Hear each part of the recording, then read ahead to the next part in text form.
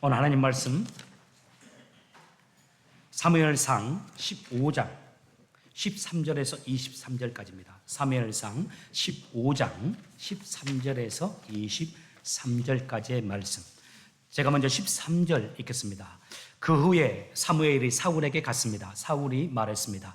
여호와께서 당신에게 복을 주시길 빕니다. 나는 여호와의 명령에 순종했습니다. 이 말을 듣고 사무엘이 말했습니다. 그러면 내 귀에 들리는 저 양의 소리와 소의 소리는 무엇입니까? 사울이 대답했습니다. 군인들이 아말렉 사람들에게서 빼앗은 것입니다.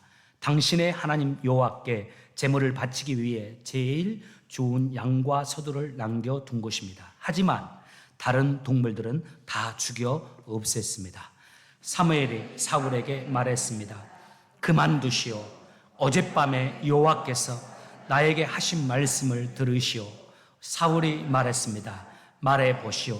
사무엘이 말했습니다. 옛날 당신은 스스로 작은 사람이라고 겸손해하지 않았습니까? 그때 여호와께서 당신에게 기름을 부어 이스라엘의 왕으로 세우지 않았습니까? 그리고 여호와께서는 가서 저 나쁜 백성 아말렉 사람들을 멸망시켜라. 그들과 전쟁을 하여 한 사람도 빠짐없이 다 죽여라 하고 당신에게 이 일을 맡기시지 않았습니까? 그런데 왜 당신은 여호와의 명령에 순종하지 않았소? 왜 당신은 제일 좋은 것들을 없애지 않았소? 왜 당신은 여호와께서 악하다고 말씀하신 일을 하였소? 사울이 대답했습니다. 하지만 나는 여호와께 순종하였소. 나는 여호와께서 하라고 하신 일을 하였소. 나는 아말렉 사람들을 다 죽였소. 그리고 그들의 왕 아각도 사로잡아 왔소. 군인들이 당신의 하나님 여호와께 길갈에서 제물을 바치기 위해 제일 좋은 양과 소들을 남겨 놓았을 뿐이요. 그러자 사무엘이 말했습니다. 여호와를 더 기쁘시게 할 것이 무엇이겠소? 태워드리는 제물인 번제물과 그 밖의 제사요, 아니면 순종이요. 하나님께 순종하는 것이 제사보다 낫소. 하나님의 말씀을 듣는 것이 순양의 기름을 바치는 것보다 낫소. 23절 같이 읽습니다. 순종하지 않는 것은 점쟁이의 속임수만큼 나쁘고 교만한 고집은 우상을 섬기는 것만큼 나쁘오. 당신은 여호와의 명령을 듣지 않았소. 그러므로 이제 여호와께서 당신을 버려 왕이 되지 못하게 하실 것이요. 아멘. 예, 자리에 앉으시기 바랍니다. 여러분 질문 하나 할까요? 성경에 수많은 사람들이 나오는데 성경에 등장하는 인물들 몇 명이나 될까요? 신구약 통틀어서 학자들이 약 1890명 정도로 봅니다. 어떤 명은 2000명 정도로 보는 분들도 있는데요. 이름은 같은데 사람은 다르고 또 이름은 다른데 동일한 인물들이 있다 보니까 정확히 판단하기가 어려워요. 그래서 좀 보편적으로 신구약 성경에 나오는 등장인물들 약 1890명 정도로 봅니다. 그런데 여러분 이분들 아실 890 대부분 그러지 않았어요. 아말렉의 왕이었던 아각 왕을 살려둡니다. 아각을 살려두어서 사울 자신의 발 밑에 두는 모습을 백성들에게 보이면서 자신의 능력과 힘을 과시하고자 했어요. 그리고 아말렉 왕이었던 아각을 통해서 어떤 무엇인가를 대가를 받아보려고 하는 마음이었거든요. 또 그는 모든 가축들을 다 멸하라고 하신 하나님의 명령에 순종하지 않았습니다.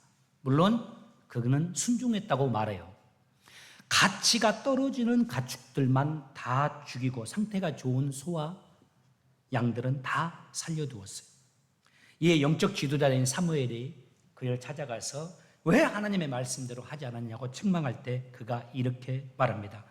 우리 하나님께 제사 드리려고 이 좋은 제물로 내게 승리를 주신 하나님께 가장 좋은 제사를 드리려고 이 좋은 제물들, 이 짐승들을 하나님께 드리고 싶어서 남겨놓았습니다. 이렇게 말합니다. 그때 사무엘이 말씀하죠.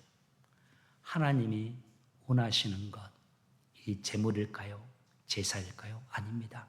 하나님이 원하시는 것은 바로 하나님 말씀에 순종하는 겁니다. 그러면서 우리가 그렇게 많이 들었던 그 유명한 말씀하죠. 순종이 제사보다 낫다. 그리고 23절에서 계속 이렇게 말하죠. 당신은 여호와의 명령을 듣지 않았소. 그러므로 이제 여호와께서 당신을 버려서 왕이 되지 못하게 하실 것이요. 이 순종이 제사보다 낫다. 하나님께 순종하는 것이 제사보다 낫다. 이 말씀을 들으면 종종 저는 예수님의 십자가가 생각나요. 십자가가 뭡니까? 하나님의 뜻입니다. 인간을 구원하기 위한 하나님의 방법, 하나님의 뜻이었어요. 그런데 이 십자가가 사실 정말 잔인한 거잖아요. 어리석은 거잖아요. 비합리적인 거잖아요. 아무리 그래도 그렇지 인간을 구원하기 위해서 누군가를 십자가에 달려서 피를 흘리게 하면서 처참하게 죽게 함으로 인간을 구원한다는 거, 이거 쉽게 동의할 수 없는 겁니다. 오히려 처참하고 잔인한 방법으로 세상을 구원한다는 그 논리 동의할 수 없어요. 오히려 반감이 생기게 하는 말씀이죠. 예수님께서 십자가에 죽지 않고요. 예수님이 이 땅에 메시아로 오셨는데 이 땅에 사시면서 기적과 능력으로 이 땅을 구원하는 것이 좋잖아요. 죽은 자들 다 살려버리시고 물 위도 걸으시면서 순간 이동도 다 하시면서 이 땅에 정의가 서게 하고 하나님의 뜻이 이루어지게 함으로써 이 땅을 구원하는 것 얼마나 좋아요. 이게 상식적으로 맞는 말이죠. 굳이 십자가를 지시고 세상을 구원하고자 한 거, 이거 어리석은 행동이라 할 수 있습니다. 참 예수님께는 또 어려운 것일 거예요. 그러나 하나님께는 그렇지 않았죠. 이 땅을 구원하는 것은 단지 이 세상의 정치적인 메시아로서 와서 구원한 게 아니죠. 육신의 희망을 주고 우리에게 육신적인 소망을 주는 메시아가 아니라 우리의 죄 문제를 해결을 해야만 하는 그 메시아의 역할을 해야만 했습니다. 그래서 우리의 죄를 위해서는 반드시 우리를 죄의 대가인 사망에 이르러야 하는 우리를 위해서 예수님이 대신 죽어줘야 하는 이 속죄양이 되어야 하는 이런 하나님의 뜻이 있었던 겁니다. 그 뜻 앞에 예수님의 모습을 보십시오. 예수님이 십자가 지기 전날 밤에 할 수만 있다면 이 잔을 내게서 넘어가게 해달라고 하잖아요. 십자가 지지 않게 해달라고요. 그런데 하나님의 뜻은, 예수님을 향한 하나님의 뜻은 십자가였지 않습니까? 결국 예수님이 그 하나님의 말씀에 하나님의 뜻에 순종합니다. 그리고 본인 스스로 십자가로 나가시잖아요. 그리고 그 십자가의 사랑으로 인해서 우리가 다 오늘 이렇게 구원을 받았어요. 2000년이 흐른 뒤에도 수많은 사람들이 하나님의 자녀가 되었어요.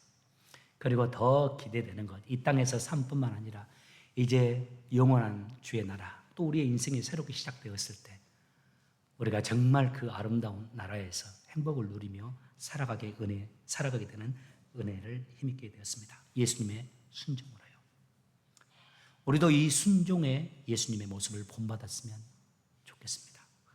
더 열심히 섬기는 저와 여러분 되기를 원하고 더 열심히 헌신하면서 하나님 나라를 위해서 일하는 저희들 되기를 원해요. 그런데 그 모습보다, 그것보다 더 간절히 바라는 것, 우리를 향한 하나님의 뜻, 하나님의 말씀들, 그 말씀에 순종하며 살아가는 저와 여러분 되길 바랍니다. 우리에게 주어진 하루하루의 삶, 앞으로도 이제 저 같은 경우에 한 40년 더 살까? 요즘에 이런 생각이 들더라고요. 40년의 하루하루의 삶이 어떻게 보면 의미가 없지만은 그러나 또 상당한 의미가 있습니다. 왜냐하면 내가 나를 향하신 하나님의 말씀에 순종하면서 살아가는 순종의 삶이고 훈련의 삶이니까요. 내가 순종하지 못했던 영역인데 내일은 그 영역에서 순종하면 정말 그 모습을 나도 기쁘고 우리 주님도 기쁘죠. 매일매일 주님의 뜻을 우리가 묵상하며 살았으면 좋겠어요. 성령께서 하루하루를 살아가는 우리들에게 순간순간마다 하나님의 뜻을 우리에게 말씀해 주시길 바라고 그 성령의 음성을 듣는 저희가 되길 원합니다. 그리고 그 음성을 듣고 순종하고 오늘 순종하지 못했어도 다시 순종의 훈련을 하면서 늘 순종의 열매를 맺어가는 저와 여러분 되시길 주의 이름으로 축복합니다. 두 번째 본문에서 배우는 교훈, 겸손한 그리스도인이 되는 겁니다. 순종은 겸손의 결과물입니다. 여러분들이 제 말에 순종해 주는 거, 오늘도 제가 좀 한 자리씩만 이렇게 와주세요 했을 때 그 말씀을 듣고 여러분들이 한 자리 이렇게 앞으로 이동했잖아요. 그것은 여러분들이 스스로 저를 존중하고 여러분들 겸손하기 때문에 제 말에 순종할 수가 있죠. 누군가 내 말을 잘 들어주고 내 말에 순종을 해요, 성도님들 가운데. 그건 분명합니다. 저를 존중하고 그분이 겸손하기 때문에 순종하는 거죠. 순종하지 않으면 겸손할 수가 없습니다. 영어 저기 나온 구절의 영어가 좀 제가 잘못 입력했네요. 지난주 것이 입력됐어요. 마음이 교만한 사람은 순종하지 못합니다. 누군가에게 내가 그 사람에 대해서 겸손할 때 그 사람에게 순종할 수 있어요. 하나님께 순종하는 삶을 살고 싶다면 먼저 겸손한 인생이 되어야 합니다. 보면 17절, 저는 참 사울에 대한 이야기를 볼 때 이 말씀이 가장 감동이 되는 말씀이더라고요. 본문 17절 한번 같이 읽겠습니다. 고개를 들고 앞에 PPT에 띄워졌습니다. 같이 읽습니다. 시작. 옛날 당신은 스스로 작은 사람이라고 겸손해하지 않았습니까? 그때 여호와께서 당신에게 기름을 부어 이스라엘의 왕으로 세우지 않았습니까? 앞에서 제가 말씀드린 대로 사울이 지도자로서 능력을 두루 갖춘 사람입니다. 객관적으로 보았을 때도. 이스라엘 지파에서도 꽤 용맹스럽기로 유명한 베냐민 지파 사람이었어요. 그의 아버지 또한 괜찮은 집안의 유력한 자였습니다. 그의 외모 또한 다른 사람보다 훨씬 준수하고 건강한 사람. 그래서 백성들의 지지와 인기를 얻기에 충분했어요. 그런데 하나님이 이런 외모적인 외적인 조건들 때문에 하나님이 그에게 주목하시고 그를 왕으로 세운 이유가 아닙니다. 하나님께서 그를 세우신 결정적인 이유가 오늘 사무엘이 말한 17절의 말씀이죠. 옛날 당신은 스스로 작은 사람이라고 겸손해하지 않았습니까? 그때 여호와께서 당신에게 기름을 부어 이스라엘의 왕으로 세웠잖아요. 하나님이 그의 겸손을 보시고 그를 왕으로 세웠어요. 고대의 왕이 어떤 왕이었는지 아실 겁니다. 지금도 대통령이 권력이 대단하잖아요. 고대의 왕들 절대 군주였습니다. 부귀영화만 가진 것이 아니에요. 여러분 오늘날 보세요. 돈만 좀 가져도 사람들이 얼마나 거만해집니까? 같이 가난하고 힘들고 어렵게 살았는데 돈을 가지고 어느 정도 부를 이루게 되면 사람들 말부터 달라지잖아요. 그래 왕으로서 최고의 부귀영화를 가지게 되었어요. 그뿐만 아닙니다. 절대 군주는 왕은 권력과 힘까지 가지게 된 자들입니다. 그런데 하나님께서 사울을 그런 왕으로 세우실 때 이런 생각을 하셨을 거예요. 하나님이 부귀영화를 주시고 권력과 힘을 주어도 나는 부족한 자입니다. 하나님의 도우심이 없어서는 안 됩니다. 나는 이 백성들보다 뛰어난 것이 없는 사람들입니다 하면서 겸손히 하나님께 엎드리고 하나님과 사람 앞에 겸손히 행하면서 하나님께 도움을 구하면서 왕의 역할을 감당하시기를 기대했을 겁니다. 이 겸손이요. 그런데 가장 중요한 이 겸손이 왕이 되고 나서 이 겸손이 사라져 버렸어요. 이 겸손이 없어요. 이 모습을 보면서 이 모습을 드러내는 이 장면, 이 모습, 겸손이 사라진 이 사울의 모습을 드러내는 장면이 오늘 본문 12절에 나옵니다. 사울이 전쟁에서 이기고 난 다음에 한 행동입니다. 12절입니다. 사울은 갈멜로 가서 자기 이름을 기리기 위해 기념비를 세웠습니다. 전쟁에서 이기고 나서 자기 이름을 위한 승리를 위한 기념비를 세우는 거예요. 그리고 30절에 사울이 사무엘에게 자신을 책망하는 사무엘에게 사울이 이렇게 말합니다. 사울이 대답했습니다. 내가 죄를 지었어. 하지만 내 백성의 장로들과 이스라엘 백성 앞에서는 나를 높여주시오. 전쟁에서 하나님이 이기게 해주시는데 하나님의 이름을 높이는 것이 아니라, 하나님을 높이는 기념비를 세우는 것이 아니라 자기 이름을 높이는 기념비를 왕이 세워요. 또 자신을 책망하고 하나님의 뜻에서 벗어난 자신의 모습을 지적해주는 사무엘에게 말해요. 내가 하나님 앞에 죄를 지었습니다. 잘못했습니다. 그런데 사무엘 선지자요, 백성들과 사람들 앞에서는 나를 높여주십시오라고 부탁을 합니다. 높아지고자 하는 사울의 모습입니다. 불과 몇 년 전 사람들이 그를 인정해 주면서 왕으로 삼고자 했을 때, 하나님도 그를 인정해 주면서 그를 왕으로 삼고자 했을 때 스스로 나는 부족하다 여기면서 짐꾸러미 뒤로 숨어버렸던, 겸손했던 그 사울이 이제는 스스로 자기를 높이고자 해요. 여러분, 우리가 그 결과 잘 압니다. 그가 겸손했을 때 그에게 주어졌던 그 하나님의 은혜가 거두어져 버려요. 하나님의 은혜가 거두어지자, 내 안에 하나님의 은혜가 조금씩 사라지자 그에게 있었던 영적 안정감, 아주 중요한 단어입니다. 영적 안정감, 영적 평정심, 영적 선명함들이 사라져요. 그리고 그의 마음의 내면은 심한 우울과 불안감이 자리 잡게 돼요. 그리고 악한 영이 그에게 역사하면서 그의 마음을 흔들어서 그를 무너지게 만들어 버립니다. 저는 이런 상상을 해봅니다. 여러분, 만약 사울이 처음에 하나님 앞에 겸손했던 것처럼 끝까지 그렇게 겸손했더라면 어떻게 됐을까요?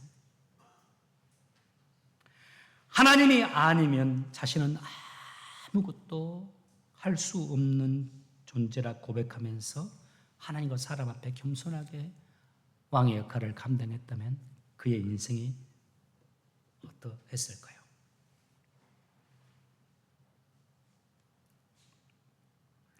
사울이 하나님의 뜻에서 벗어나자 하나님이 다윗에게 기름을 부어서 왕으로 기름을 부었다고 했잖아요. 저는 이 사울이 하나님을 경외하면서 하나님을 의지하고 끝까지 겸손했더라면 저는 사울이 어쩌면 다윗보다 더 아름다운 하나님의 사람으로 남을 수 있다고 생각합니다. 얼마나 멋집니까? 다윗이 누굽니까? 사울의 사위입니다. 나이 차이가 꽤 나요. 사울이 끝까지 하나님을 경외하면서 이스라엘을 통치하는 겁니다. 인도하는 겁니다.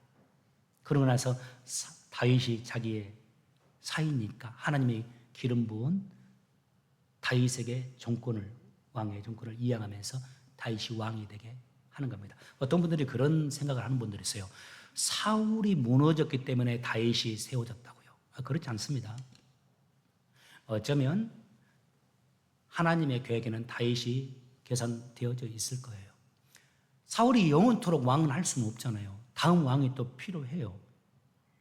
사울이 무너지지 않았다 할지라도 하나님을 진짜 경외하면서 이스라엘 백성들을 잘 통치했더라면, 그리고 또 하나님이 그 다음 왕으로 준비한 다윗에게 기름을 부어서 그를 이스라엘의 통치자로 정말 세웠다면 이스라엘 백성들이 행복했을 거예요. 그리고 사울도 정말 사랑받는 왕으로 남았을 겁니다. 하나님의 사람 다윗이 얼마나 사울을 높여주었겠어요. 다윗이 왕이 되었을 때 사울 왕을 더 높이고 선왕으로서, 선대왕으로서 존경하면서 사랑받는 왕으로 되게 했을 겁니다. 인생을 살면서 우리가 많이 느끼는 교훈들 가운데 하나, 야고보서 4장 6절의 말씀입니다. 하나님은 교만한 자를 물리치시고 교만한 자를 멀리하시고 겸손한 자에게 은혜를 주신다 하였느니라. 저는 저를 비롯한 저희들이 더 겸손해지길 원합니다.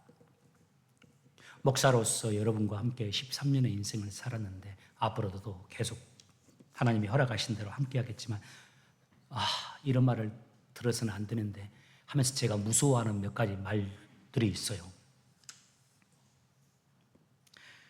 교만해졌다고 할까봐, 우리 목사님 변했다고, 교만해졌다고 하는 그런 말을 저에게는 직접 하지 못해도 여러분들 간에 그런 말을 하게 될까봐, 그런 말을 듣는 목사가 될까봐 좀 종종 두려워요. 저를 비롯한 여러분들도, 저도 그렇고 여러분도, 우리 모두가요, 우리 주천양 성도들은 겸손한 그리스도인들이 되길 원합니다. 또 중요한 거, 주보에 이렇게 제가 넣었어요.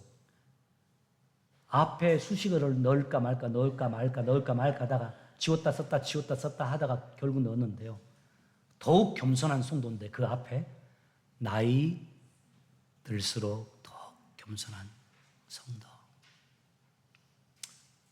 나이가 들면 좋은 모습보다는 오히려 더 완고하고 스터번한 모습들 우리가 보잖아요. 10년 전에, 13년 전에 우리가 어르신들 보면서 그런 생각할 수 있는데 이제 13년이 지나면서 우리가 그 나이가 또 되었거든요. 우리는 우리 아이들이 보기에 어떨까요? 우리 후배들이 보기에 어떤 사람들일까요? 익으면 고개를 숙이는 벼가 익으면 익을수록 이렇게 고개를 숙인다고 하잖아요. 그와 마찬가지로 우리도 나이가 들면 들수록 또 예수님을 믿으면 믿을수록 목회를 하면 할수록 예수님을 섬기면 섬길수록 여러분 직분이 조금 생기고, 직분이 계급은 아닙니다만 한 단계 한 단계 또 하나님께서 주의 일을 감당하기 위해서 집사요, 안수집사요, 장로로 이렇게 세울수록 더 겸손한 그리스도인들 되었으면 좋겠어요. 그리고 성경에 나온 대로 나보다 남을 낮게가 아니라 낮게 여기는, 그래서 진짜 남을 사랑하고 존중하면서 이렇게 인사했으면, 저도 그러려고 더 노력합니다만 우리는 먼저 인사했으면 좋겠어요. 어르신들이 먼저 인사했으면 좋겠어요. 그거 정말 멋진 모습입니다. 이게 무슨 말이냐면 우리 지금 현재 어르신들은 다 잘하는 분들입니다. 이분들이 먼저 인사란 말이라 아니라 우리가 어르신이 될수록, 나이가 먹을수록 먼저 인사했으면 좋겠어요. 우리 아이들 보고도, 제가 별로 좋아하지 않는 말이에요. 애들이 인사를 안 해. 얘들이 인사를 안 하면 우리가 먼저 인사하면 되잖아요. 우리 아이들 하이 하고 살아왔잖아요. 그렇게 평상시에 삽니다. 한국 교회 와서는 하이 해도 뭐가 없다 할 것 같고, 어르신들은 뭐라 할 것 같고, 근데 또 이거 안녕하세요 하기는 또 이게 익숙하지 않고, 그래서 아이들이 인사할 때 어떻게 하는지 아십니까? 기억하시나요? 이렇게 합니다. 네. 목사님 이거라고 이거. 그러면 또 부모님들이 얘 인사 똑바로 해야지. 그것도 인사 잘하는 거예요. 우리 아이들 오늘부터 만날 때 안녕 하이 이렇게 해주세요. 나이가 들수록 우리가 더 인사도 먼저 하고요. 여러분 식당에서 음식 준비하다가도 또 새로 누가 오면, 또 집사님, 장로님 오면 더 반갑게 조금 잔소리가 많아지는데 조금 음식 준비하다가 잠깐 멈추고 안녕하세요 하고 또 음식 이렇게 하시면서, 여러분 겸손 잃지 않고 시간이 잃을수록, 나이가 어릴수록 더 겸손의 심령도 겸손하고 겸손의 모습이 우리의 삶을 통해서 배워나오는 하나님의 사람들 다 되시기 바랍니다. 저도 겸손하겠습니다. 기도합시다. 하나님 아버지, 저희들 구원받은 저희들이 이 땅의 삶을 더 살아가라고 주님이 우리를 이 땅에 남겨놓으셨는데, 우리에게 부여해 주신 하루하루의 구원받은 자의 삶으로 우리에게 주어진 이 하루하루의 삶이 순종의 삶이 되게 하여 주옵소서. 어제 순종하지 못했던 영역 속에서 오늘 순종할 수 있도록 도와주시고, 오늘 저희들이 부족해서 순종하지 못한 영역이 내일은 순종의 영역이 되도록 주님 우리에게 역사해 주옵소서.